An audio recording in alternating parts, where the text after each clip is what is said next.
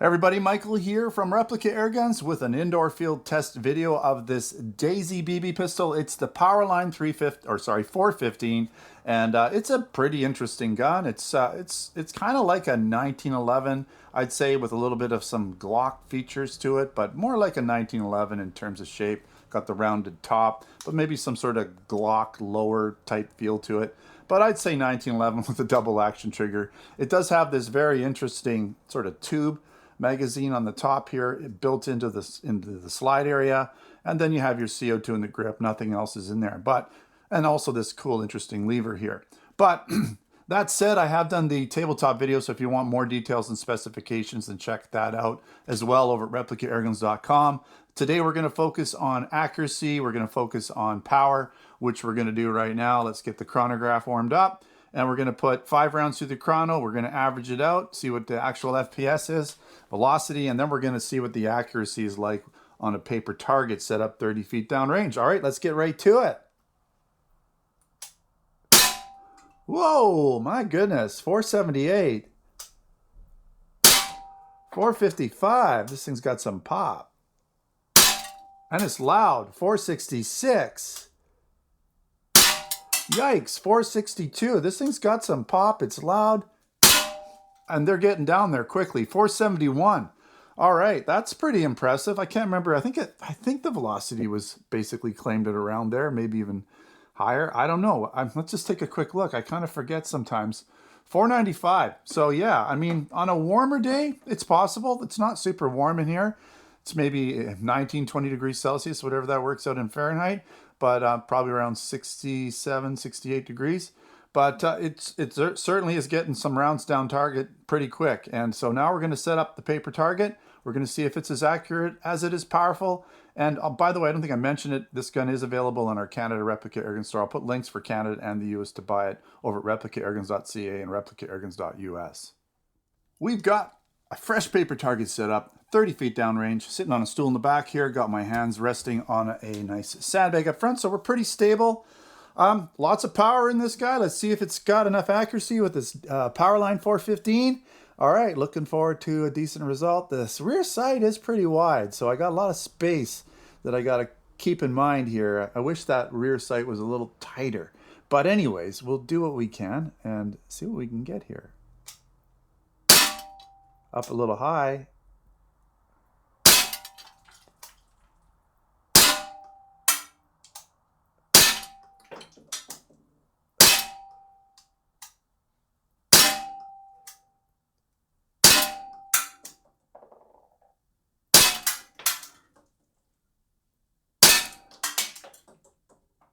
All right, I hope they weren't too high. Let's find out. Man, this thing really pops these guys down range though. Okay, so it seems like that first shot was really high because that's the first one I saw. I actually saw it because it was so high. It was clear to me to see. This, I believe, was the first one. I could be mistaken, but that's kind of what I saw 30 feet away. And then we have this nice little grouping that's really well centered, and it's pretty much right where, again, I always aim with just this above the sight, so my sight level is right here, so I can see this, because you want to see what you're aiming at.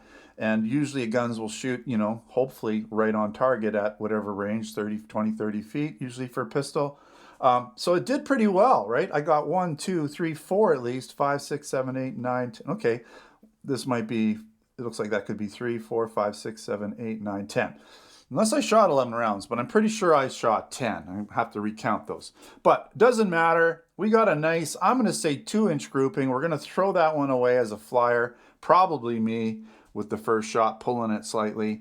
I typically do that, give the guns a little bit of the benefit of the doubt, especially if the main group is nice and tight and one gets away on me. It's probably me or some weird baby that just wasn't working properly. Okay, right, got to make some excuses. Anyways, nice gun, lots of power, as you can see.